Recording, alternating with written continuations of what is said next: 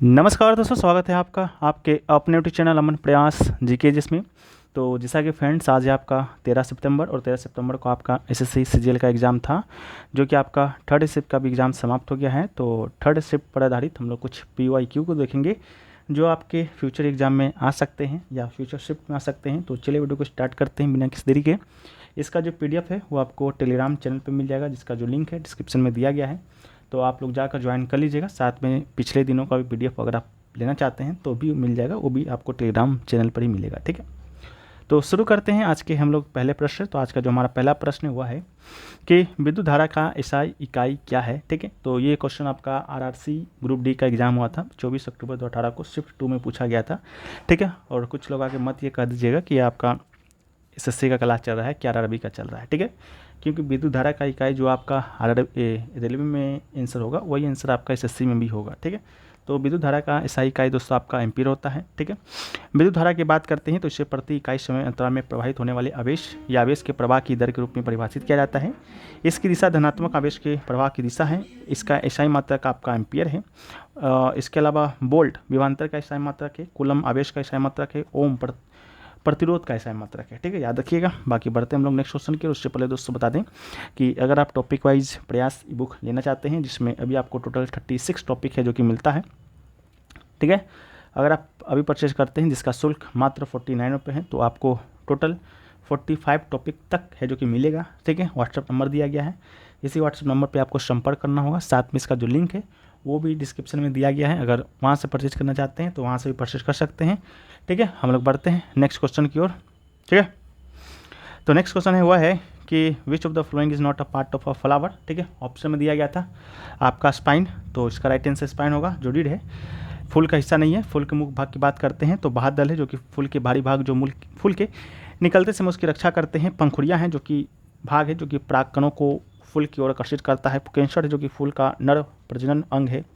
Carpel है, जो कि फूल का मादा प्रजनन अंग है, जिसे पिस्टाइल या गाइनोइकियम के नाम से भी जाना जाता है, तो इसको भी याद रखना है। नेक्स्ट क्वेश्चन है कि हिंदू कॉलेज की स्थापना 1791 में डैश में हुआ था। ये क्वेश्चन आपका एसएससी सीजीएल 2020 के T1 में भी पूछा गया था 1 दिसंबर 2022 को शिफ्ट 2 में जो एग्जाम आपका कंडक्ट हुआ था।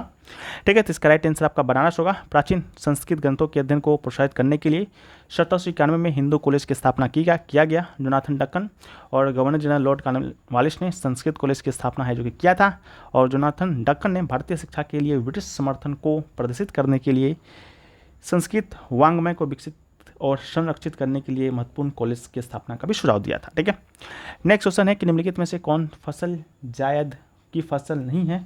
ऑप्शन में आपका दिया गया था राइस, जो कि आपका जायद फसल नहीं है। राइस की बात करते हैं तो यह एक आपका खरीफ फसल है। खरीफ फसल को मानसून फसल के रूप में भी जाना जाता है, क्योंकि उनकी मानसून के मौसम में खेती की जाती है। यह फसलें बारिश के मौसम की शुरुआत में बोई जाती है। चावल हो गया, मक्का, बाजरा, रागी, शरबत, सोयाबीन, मूंगफली, कपास आदि सभी खरीफ फसल का उदाहरण है। जायद फसल की बात करते हैं तो जायद की फसल खरीफ और रबी फसल के मौसम के बीच एक छोटा सा मौसम है, और इस मौसम में उगाई जाने वाली फसल को जायद फसल कहते हैं। कद्दू, ककड़ी, तरबूज, करेला ये सभी आपकी जायद फसल के उदाहरण हैं। रबी फसल की बात करते हैं तो ये वो फसल हैं जिन्हें मानसून के मौसम के अंत में या सर्दियाँ के मौसम की शुरुआत में बोया जाता है। इन फसल को सर्दियों की फसल के रूप में जाना जाता है। गेहूँ, सरसों, दाल, जौ आदि ये सब आपका रबी फसल है। नेक्स्ट क्वेश्चन पूछा गया कि भारत के राष्ट्रपति के द्वारा राज्यसभा के कितने सदस्यों को मनोनीत किया जाता है। आज ही हम लोग फर्स्ट में इसको देखे थे कि आपका जब राष्ट्रपति संबंधित अनुच्छेद आया था, जो कि 80 अनुच्छेद संबंधित थे, उसी में हम लोग देखे थे कि राष्ट्रपति के द्वारा राज्यसभा में 12 सदस्य को मनोनीत किया जाता है, जो कि कला, साहित्य, विज्ञान और सामाजिक सेवाओं में उनके योगदान के लिए नामित किए जाते हैं। राज्यसभा को राज्यों की परिषद भी कहते हैं। अधिकतम संख्या 250, वर्तमान में 245 है। और लोकसभा की बात करते हैं तो अनुच्छेद 81 में लोकसभा का वर्णन है, 79 में संसद का वर्णन है, याद रखिएगा। नेक्स्ट क्वेश्चन है कि भारतीय संविधान का अनुच्छेद 123 राष्ट्रपति को देश का अधिकार देता है। ये क्वेश्चन आपका एमपी फॉरेस्ट गार्ड 25 मई को 2023 में एग्जाम हुआ था, उसमें भी पूछा गया।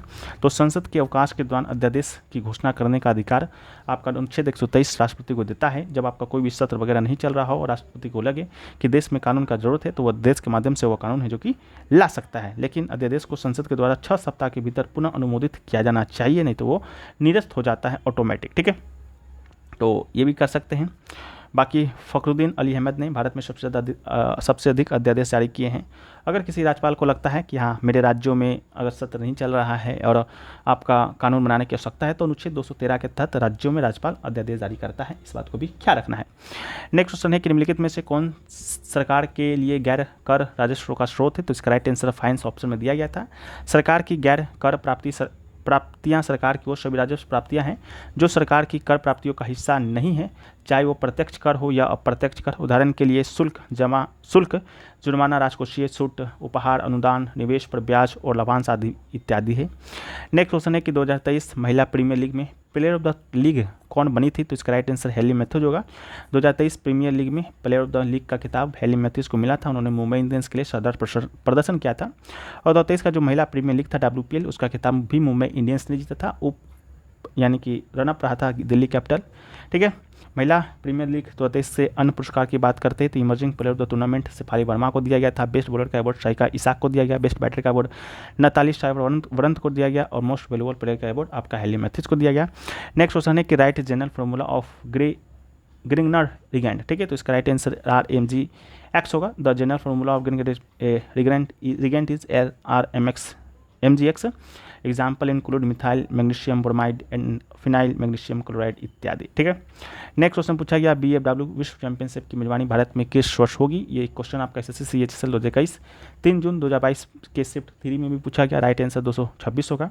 2026 BWF विश्व चैंपियनशिप प्रतिवर्ष आयोजित होने वाली BWF के प्रतिष्ठित बैडमिंटन टूर्नामेंट का 31वां संस्करण होगा, 2026 में आयोजित होना है। अगला क्वेश्चन पूछा गया कि डॉक्टर भीमराव अम्बेडकर ने राज्य के नीति निर्देशक तत्वों को डैश के रूप में आपका वर्णित किया है। ये क्वेश्चन यूपी पुलिस SI दरोगा में भी पूछा गया था 7 नवंबर 2021 को शिफ्ट 1 में। ठीक है, तो भारतीय संविधान की अनूठी विशेषता है ये आपके डॉक्टर भीमराव अम्बेडकर ने DPSP को लेकर है जो कि कहा था। बाकी DPSP का उल्लेख संविधान के भाग 4 में अनुच्छेद 36 से 51 में है और इसका ये आयरलैंड के संविधान से लिया गया है। साथ में अनुच्छेद 32 को भी डॉक्टर भीमराव अम्बेडकर ने कुछ कहा है, संविधान के हृदय और आत्मा का रूप में वर्णित किया है, तो इसको भी याद रखना है।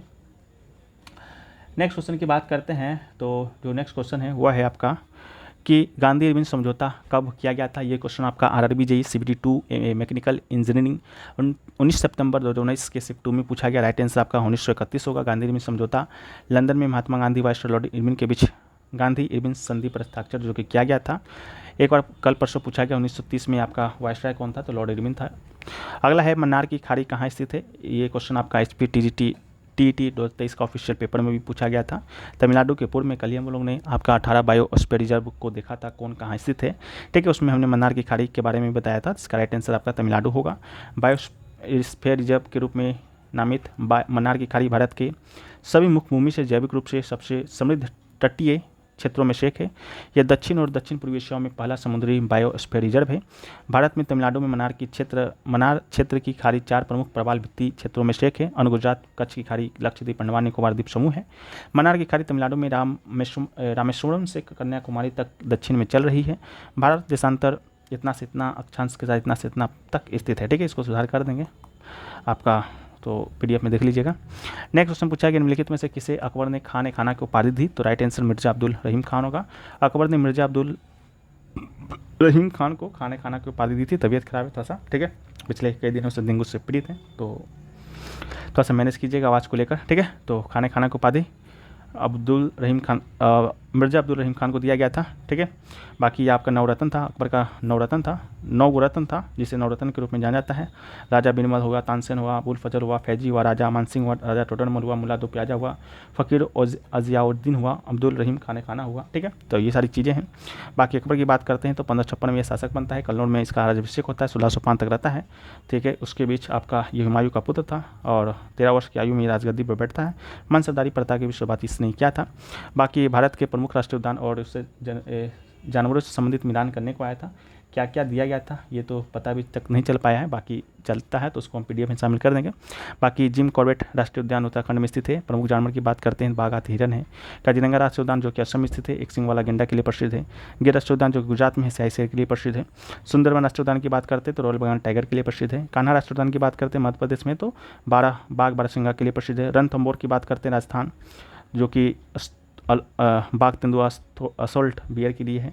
साइलेंट वैली केरल में है, जो कि शेर पुच्छ मकाक हाथी के लिए प्रसिद्ध है। हेमिस आपका लद्दाख में है, जो कि हिम तेंदुआ आदि के लिए प्रसिद्ध है। ठीक है, तो ये सारी चीज़ें थी, बाकी और भी है। 2-4 क्वेश्चन है जो कि क्लियर नहीं हो पाया है। जैसे क्लियर होता है हम आपको पीडीएफ में दे देंगे। पीडीएफ टेलीग्राम चैनल पे मिलेगा, लिंक डिस्क्रिप्शन में दिया गया है। और टॉपिक वाइज प्रयास ई बुक अगर आप परचेज करना चाहते हैं तो व्हाट्सअप नंबर पे संपर्क कर सकते हैं, लिंक भी डिस्क्रिप्शन में दिया गया, वहाँ से भी आप लोग डायरेक्ट व्हाट्सअप डायरेक्ट हो सकते हैं। ठीक है, तो चलिए मिलते हैं नेक्स्ट वीडियो में, जब तक के लिए जय हिंद।